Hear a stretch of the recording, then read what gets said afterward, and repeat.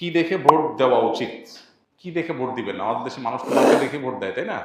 Vote দেওয়ার ক্ষেত্রে আমাদের লক্ষ্য করা উচিত কাকে ভোট দিলে এই লোকটা প্রার্থী হিসাবে যোগ্য এবং সৎ, তাকে ভোট দিলে সৎ এবং যোগ্য প্রার্থীকে ভোট দেওয়া হবে। এটা আপনার বিবেককে আপনি জিজ্ঞাসা করবেন। আপনি যদি সঠিকটা উদ্ধার করার চেষ্টা করেন, এরপর দেখলেন যে না, আপনি আসলে যেটাকে সঠিক মনে করছেন এটা সঠিক হয় নাই, লোকটা রাইট পারসন না, তাহলে আল্লাহর কাছে আপনার দায় নেই। কিন্তু আপনার চেষ্টা করতে হবে যে যে কয়জন আছে এর মধ্যে সবচেয়ে ভালো যোগ্য মানুষটাকে, সে জিতবে কি জিতবে না এটা আপনার দেখার বিষয়। আমাদের দেশে বেশিরভাগ মানুষ এই জায়গাটায় এসে ভুল করে, মনে করে যে তার ভোট দেওয়ার লাভ কি, ভোটগুলো তো নষ্ট হবে। ভোট নষ্ট হয় না। একটা ভালো মানুষ যদি অল্প কয়েকটা ভোটও পায়, তাহলে সে এটার উপর ভিত্তি করে সামনে আর কয়েকটা পাবে, তারপর আবার আরো কয়েকটা পাবে।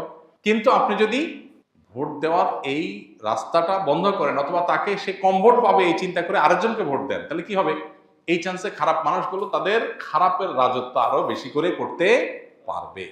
কেউ জিতুক সেটা আপনি চাইতে পারেন, কিন্তু জিতানো আপনার দায়িত্ব না। আল্লাহর কাছে দায়িত্ব হলো আপনার কাছে মতামত চাওয়া হয়েছে, আপনি মত দেওয়ার সময় সবচেয়ে ভালো উপযুক্ত ব্যক্তির পক্ষে মত আপনি দিবেন, বাস। এটা হলো আপনার কাজ। যে লোককে ভোট দিলে আপনার ইমান, আমল, ইসলামের স্বার্থ, মুসলিম উম্মার স্বার্থ সংরক্ষিত হবে, আপনি বিশ্বাস করেন। যাকে ভোট দিলে দেশের সার্বিক উন্নতি হবে, চুরি ডাকাতি হবে না, দুর্নীতি 2 নম্বরই হবে না, যে কারণে আমাদের দেশ পিছিয়ে আছে। পৃথিবীর বহু দেশের তলানিতে আমরা পড়ে আছি। যাকে ভোট দিলে আমরা সেখান থেকে উঠার রাস্তা পাবো, তাকে আপনাকে ভোট দিতে হবে।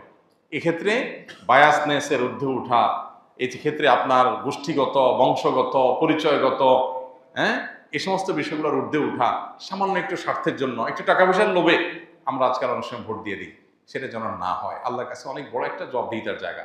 নবীজি বলেছেন, ইযা উসিদাল আমরু ইলা গায়রি আহলিহি ফান্তাজিরিস সাআ। অযোগ্য মানুষকে যখন কোনো জায়গায় বসানো হবে, অপাত্রে যদি মানুষ তার মতামত দেয়, বা কোনো অযোগ্য মানুষকে যদি কোনো যোগ্য মানুষের চেয়ারে বসানো হয়, তাহলে কিয়ামতের অপেক্ষা করবা তোমরা। এটা কিয়ামতের আলামত। এই আলামত এখন চলে আসছে না, আসছে না? অতএব আমাদেরকে এখানে দায়িত্বশীলতার পরিচয় দিতে হবে। আল্লাহ বলেছেন, ইন্নাল্লাহা ইয়ামুরুকুম আন তুআদ্দুল আমানাতি ইলা আহলিহা। আল্লাহ তাআলা তোমাদের নির্দেশ করেছেন আমানত যথাস্থানে পৌঁছাও, অপাত্রে যেন আমানত না যায়। আল মুস্তাশারু মু'তামান। একজন মানুষ তার মতামত চাওয়া হলে, পরামর্শ চাওয়া হলে, তখন সে আমানতদার হয়ে যায়, তার কাছে এটা আমানত হয়ে যায়। অনেক বড় একটা ব্যাপার। আমানতের খেয়ানত করলে এর ভয়াবহতা অনেক বেশি, এবং যত অপকর্মের দায় আপনাকে নিতে হবে, বিশেষ করে এই সুযোগ পেয়ে যত অপকর্ম সে করেছে, যদি আপনার ধারণা থাকে যে সে এই টাইপের কাজ করতে পারে, তাহলে সৎ মানুষ, নেককার মানুষ, দিন, উম্মাহ, ইসলাম এবং দেশের সার্বিক কল্যাণ বিবেচনা আপনাকে করতেই হবে। আমি যাকে ভোট দেবো সে জিতুক কি না জিতুক সেটা আমার বিষয় না, সে জিতবে কি জিতবে না এটা আমার বিষয় না। আমার দায়িত্ব আমার সিদ্ধান্তটা সঠিক জায়গায় দেওয়া, বাকি আল্লাহটা আল্লাহ দেখবে। আল্লাহ যদি তারে সুযোগ না দেন, সেটা আমাদের অযোগ্যতার কারণে আল্লাহ দেন না, কিন্তু আমার দায়িত্ব আমি সঠিকভাবে পালন করতে হবে। আল্লাহ আমাদেরকে তৌফিক দান করুন। আমি কাজ জানি, কিন্তু ইন্টারভিউ দুর্বল থাকায় অন্য একজনকে দিয়ে ইন্টারভিউ দিয়ে পাশ করে পরবর্তীতে আমি ইনকাম করলে হালাল হবে কিনা? ভালো বুদ্ধি। নিজে ইন্টারভিউ দিতে নার্ভাস ফিল করেন, পারেন না, আরেকজনকে দিয়ে করাইলেন, করায় আপনি চাকরি করলেন। এটা যদি আপনি করেন, তাহলে সেক্ষেত্রে আপনি তো প্রতারণা করলেন, আপনি তো একটা ধোঁকা দিলেন। আর নবীজি বলেছেন, মান গাশশা ফালাইসা মিন্না। যে ব্যক্তি ধোঁকা দেয় সে আমার উম্মত না। এই জন্য এটা জায়েজ হবে না। তবে চাকরিতে যাওয়ার পর যদি আপনি যে কাজটা করছেন সেই কাজটা যদি লিগ্যাল হয়, হালাল হয়, তাহলে আপনার পারিশ্রমিক গ্রহণ করা হালাল হবে। বাট আপনি একটা প্রতারণা করেছেন, একটা কবিরা গুনাহ করেছেন, এর জন্য আপনার গুনাহ হবে, এবং সেটা তওবা করা ছাড়া মাফ হবে না। বিভিন্ন অনুষ্ঠানে উচ্চস্বরে গান বাজানো হয়, এমনও হয় রাত 1টা 2টা পর্যন্ত বাজে। মানুষের ঘুম নষ্ট করে তাদেরকে কষ্ট দেওয়া, বাধ্য করে গান শোনানো তাদের কিরকম গুনাহ? আর কোনো আশেপাশের মানুষ বাসায় বসে গানকে এনজয় করা, আয়োজনকে পজিটিভলি নিলে তার গুনাহ হবে কিনা? ভাই, এটা আমাদের দেশের একটা সামাজিক অপরাধগুলোর মধ্যে থেকে, সামাজিক যে সমস্ত ব্যত্যয়গুলো আছে সেগুলোর মধ্যে থেকে একটা, যে উচ্চস্বরে গানের আওয়াজ কিংবা ওয়াজের আওয়াজ যেটাই হোক, এটা দিয়ে মানুষকে অতিষ্ঠ করা, এটার বিরুদ্ধে আমাদের অবস্থান নিতে হবে। ওয়াজ মাহফিলগুলোর সাথে যারা জড়িত আছেন, তারা মেহেরবানি করে চেষ্টা করবেন যে কোনোভাবে ওয়াজ মাহফিলের নামে যেন উচ্চস্বরে গানের আওয়াজ না হয়, এবং আশপাশের মানুষের জন্য অসুবিধা না হয়। এই জিনিসটা আমাদের খেয়াল রাখতে হবে। একই সাথে আমাদেরকে মনে রাখতে হবে যে এই যে গান বাজনা যারা করছেন, বেশিরভাগ তরুণরা এটার সাথে জড়িত, মানে তরুণরাই সাধারণত আয়োজনগুলো করে, সেজন্য বলা। এই জন্য তরুণদেরকে সিদ্ধান্ত নিতে হবে যে আমি আনন্দ করব, এই আনন্দটা আরেকজনের কষ্টের কারণ হবে, আরেকজনের পেরেশানির কারণ হবে, এটা তো হতে পারে না। এই জন্য একজন ইমানদার হিসাবে আমাদের উচিত না কাউকে কষ্ট দেওয়া। নবী করিম সাল্লাল্লাহু সাল্লামের মসজিদে এক লোক জোরে তেলাওয়াত করেছেন, নবীজি বলেছেন তুমি কোনো বধিরকে শোনাচ্ছ না, যে আল্লাহকে শোনাচ্ছেন তিনি সব শুনতে পান, অর্থাৎ উচ্চস্বরে পড়িও না, আরেকজনের ডিস্টার্ব হয়।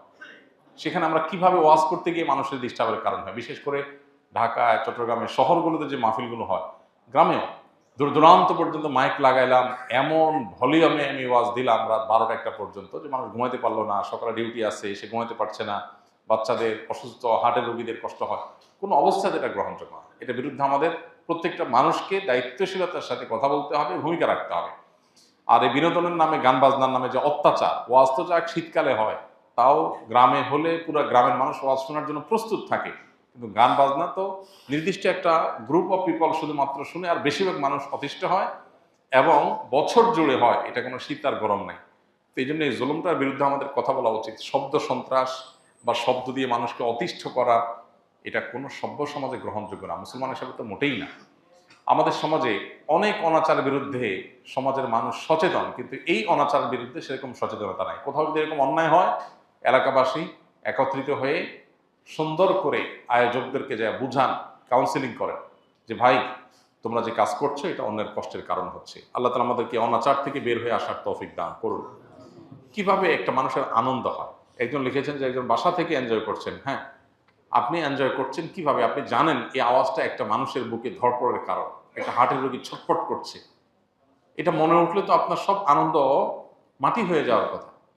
কিন্তু আপনি আনন্দ করছেন, তাতে অন্য মানুষ মরে যায়, যাক, আর জন্য কষ্ট হয় হোক।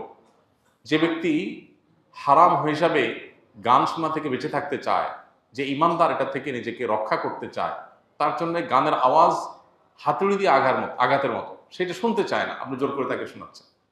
তো এই জুলুম কোনো বিবেকবান মানুষ করতে পারে না। এই জুলুম বোঝার জন্য মুসলমান হওয়ার দরকার নাই, বিবেকবান হলেই যথেষ্ট। মাথায় যদি একটুও মগজ থাকে তাহলে সে চিন্তা করবে যে আমার একটা উৎসব, আমার একটা ফুর্তি, এটা আরেকটা মানুষের চোখের পানির কারণ হচ্ছে, কিভাবে এটা আমি মেনে নিতে পারি? আপনি ফুর্তি করেন, ন্যায়ভাবে করেন, অন্যায়ভাবে করেন, সেটা তো এক জিনিস, আল্লাহর কাছে এর জন্য আপনার ধরা জবাবদিহিতা আছে। কিন্তু আরেকটা মানুষ ছটফট করছে, আরেকটা মানুষের কষ্ট হচ্ছে, আমি সেটা করতেছি। কোনো সভ্য সমাজ এটা হতে পারে না, কিন্তু আমাদের সমাজে অহরহ এই জিনিসগুলো হচ্ছে। বিবাহ বিনোদনকে কেন্দ্র করে, আকিকা অনুষ্ঠানকে কেন্দ্র করে, 31st নাইটকে কেন্দ্র করে, বিভিন্ন বিষয়কে কেন্দ্র করে দেখা যায় এই হাই ভলিউমে গান শোনার কালচার আমাদের দেশে আছে। মাহফিল তো একটা বিশেষ জায়গায় হয়, আর এগুলো দেখা যায় ঘরে ঘরে হয়।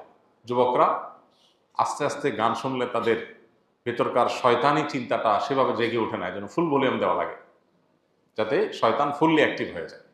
আল্লাহ তাআলা আমাদেরকে হেদায়েত দান করুন। তরুণদেরকে এগুলোর বিরুদ্ধে দাঁড়াতে হবে এবং সমাজে এই অনাচারগুলো, এগুলো রোধ করার জন্য তরুণদেরকে এলাকাতে সংগঠিত হয়ে কাজ করতে হবে।